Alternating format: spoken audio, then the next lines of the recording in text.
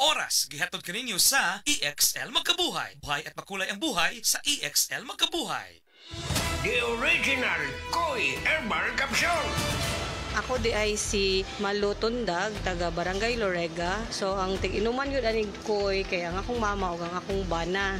Kay para magud nila mas lagsik sila sa pang-adlaw-adlaw nga pambuhaton. Especially akong mama senior na rin akong bana kay trabaho siya taga-adlaw. Mas nindot ilang pamati kung makainom sila koy. Then at the same time, ang ilahang dugo, maintain ra siya. Dili siya yung ma-high blood niya. Di pud siya maka-feel nga mura kay diabetic sila. Kung ano gid ang iyahang kanang pamati sa koy, mas lagsik yun siya. So di man sila maintenance pero supplement gid siya para sa maayong panglawas. Wala sila rin namugpuro sa may mga pamati na nila.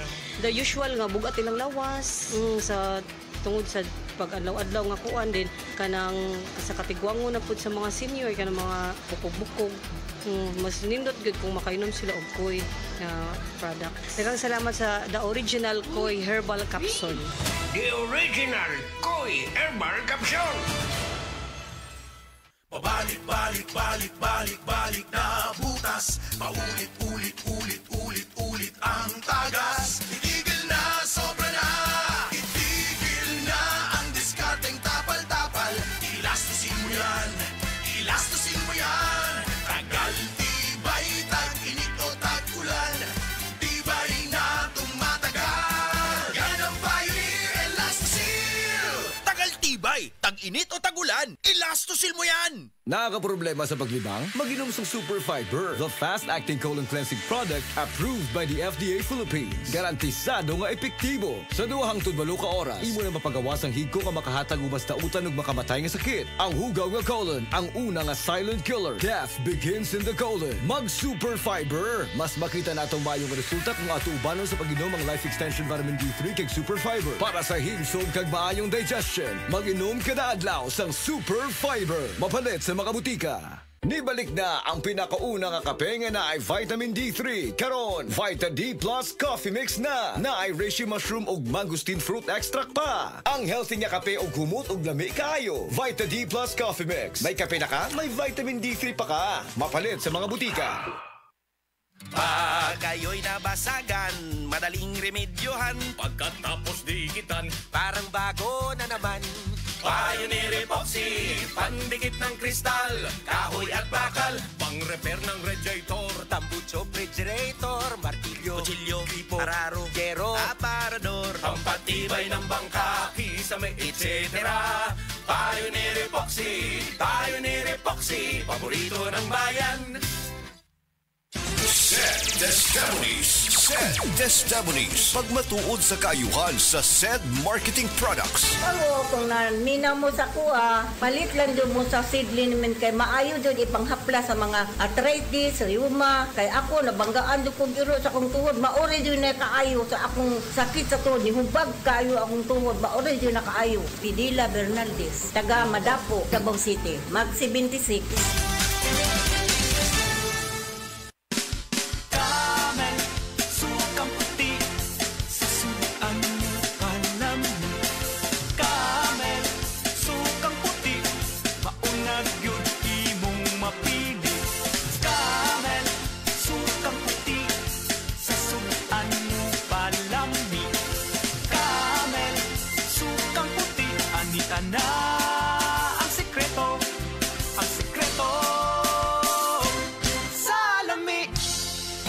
Day andak, nganong masulubon man kanang naong nimo? Naluoy manggug ko ni Lolo, Papa Rans. Mitukar na po ang iyang hubak o grayoma. Mitaas pag yan ang iyang blood sugar. Lakaw dayon nga do sa butika. Pagpalit dayon og Biotroph Herbal Capsules. Sigurado kung dako kinigi katabang para mahupay ang gipamati nga balatian sa imong lolo. Tungod kay ang Biotroph, bantugan na kaayong makaalim sa mga nagkalain-laing suliran sa panglawas. Sud na sa dugayng panahon.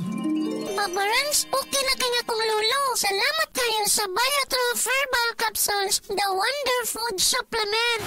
Biotroph Herbal Capsules. Mapalit sa mga butika nga naa sa inyong dapit. Pioneer Biotrop Herbal Capsule. Napamatud-an ng kasaligan sud sa 25 na katuig. Biotrop Herbal Capsule. Aprobado og epektibo sa pagtabang o pagsanta sa mga nagkadaiyang balatian sama sa diabetes, high blood pressure, kidney problems, arthritis ug uban pa. Biotrop Herbal Capsule. Mapalit sa Majesty Pharmacy, Diding's Pharmacy, GV Butika, Altoras Pharmacy Bohol, Kalos Marketing Ormoc City, Roseville Drug Batulete, Lourdes Pharmacy Osamis City ug sa mga nag-unang butika. Biotrop Herbal Capsule. Kining nga oras, hatod ka nato sa Biotrof Herbal Capsules. The Wonder Food Supplement. This newscast is brought to you by iBerry. Adunay bilberry para sa mata nga hait ug tin-aw.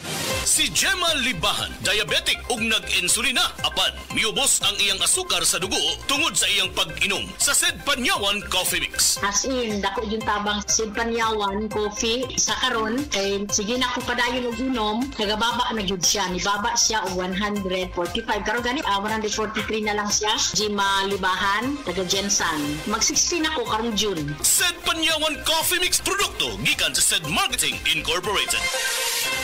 Mga higala, may adlaw ka natong tanan! Kini si Kuya Gulyat ninyong adunay na ilhan nga lamian kaayong tabliya, ang Don Pepe Tabliya. Sa kaumot ng kalami, walay mudili, sa Don Pepe nga tabliya, kini mao'y paborito. Mag Don Pepe. Don Pepe Tabliya, sarap ni Bay! Kung makatilaw ka, magpangita ka! Sa mga workaholic, epektibo ang atong Paragis Bila-Bila Herbal Coffee. Sama na lang ni Roland De La Cruz, nga taga Mati, Davao. Roland De La Cruz, sa Purok Isla, Barangay Central. Purok President. Anong ganahan man kay ka sa kape? Sa Bila-Bila Coffee, laskig ang imong lawas o mayo ang imong lihok. Basta laskig niya kondisyon, makalihok kag may sa trabaho. Kung di ka kainom, mura magluya na ka? Mura luya-luya. Lahi ra gyud. Tungod kay nindot gyud ang Bila-Bila Coffee. Kini ginama sa GFMQ Marketing. Kay sa Paragis Bila-Bila, dili na ka mag-agwanta pa. Ako si Radyoman Benji Tanghian. Kining balita hatod kanato sa Paragis Bila-Bila Herbal Capsule na ilhan isip herbal nga kapsula nga makatabang og daghang benepisyo sa kalawasan. Mao kini ang all-in-one nga herbal. Makahatag og kaayuhan sa ato ang mga selula sa lawas, makatarong sa nindot nga flow og limpyuhan ang imuhang dugo nga modagkayday sa ato ang kasing-kasing. Alang sa kumpleto nga kombinasyon, gamita lang ang Paragis Bila-Bila Plus Herbal Capsule. Paragis Bila-Bila Herbal Capsule na uban sa pagpangapi sa Paragis Bila-Bila Herbal Coffee ug ang pagpanghaplas sa Paragis Bila-Bila Liniment Oil. Gama sa GFMQ Marketing. Sa Paragis Bila-Bila, dili na ka mag-agwanta pa. Sa dugang kasayuran, tawag lang sa 0935-641-0261. Ang Paragis Bila-Bila mapalit sa Diding's Pharmacy sa Manalili Street, Cebu City, Bestway Pharmacy sa Mandawi City, Healthway Pharmacy, JV Butika sa Cebu, Mandawi, Liloan o Osmeña Boulevard. Mapalit usab sa JY Pharmacy sa 32 Osmeña Building, Osmeña Boulevard, Cebu City. Mga kasama, dapiton ko kamo sa pagpaminaw sa drama nga Budbud ug Bibingka. Matag alas 8 hangtod sa alas 8:30 sa gabi, Lunes hangtod sa adlaw Sabado. Maminaw ta dinhilang sa DYHP RMN Cebu.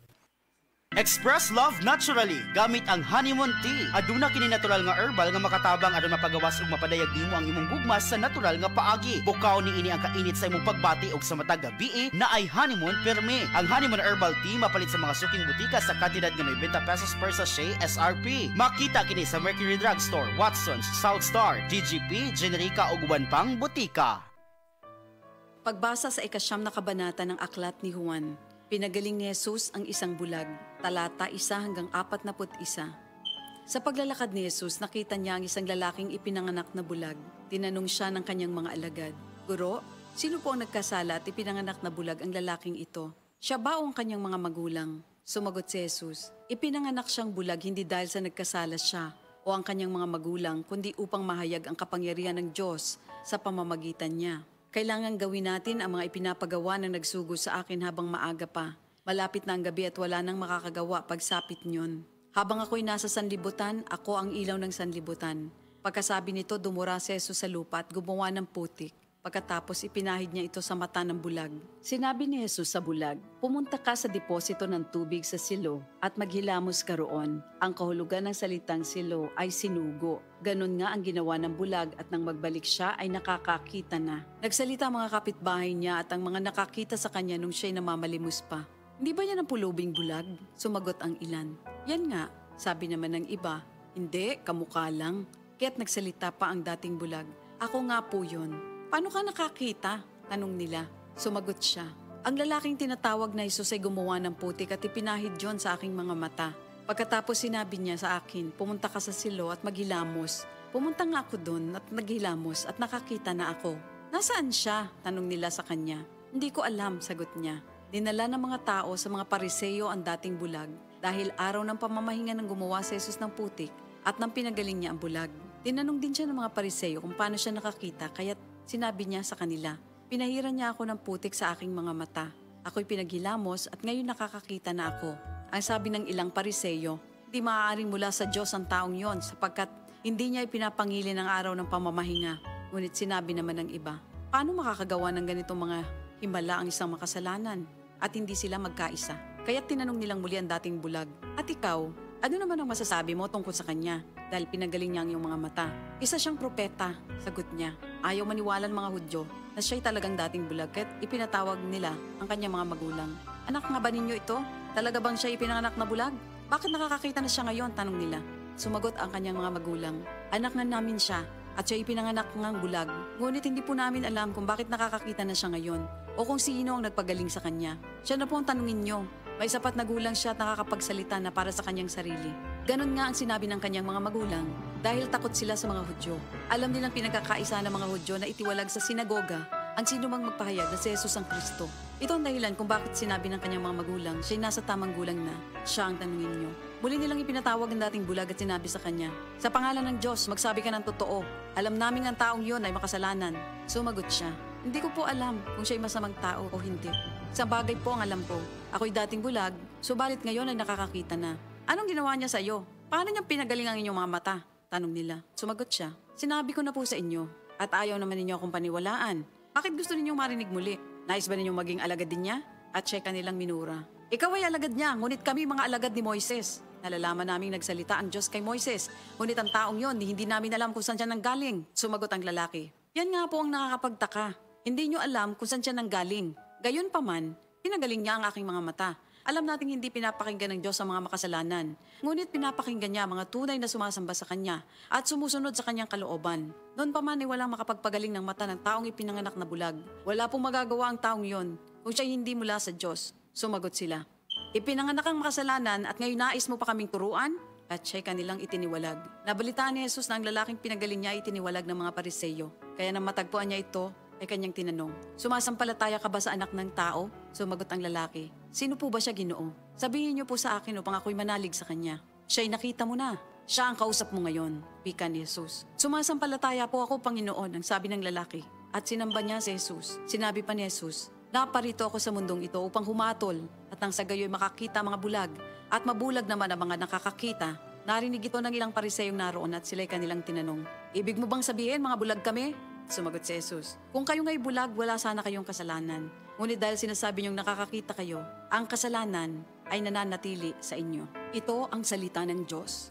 Kalami magkape, pero dapat good ang kape nimo healthy. Parehasan ning Vita D Plus Coffee Mix. Nibalik na ang imong paborito nga pinakauna nga kape nga na ay vitamin D3, reishi mushroom ug mangosteen fruit extract. Aromatic na ug lami pa. Pwede jud di siya sa mga naay diabetes. Vita D Plus Coffee Mix. May kape na ka, na ay vitamin D3 pa ka.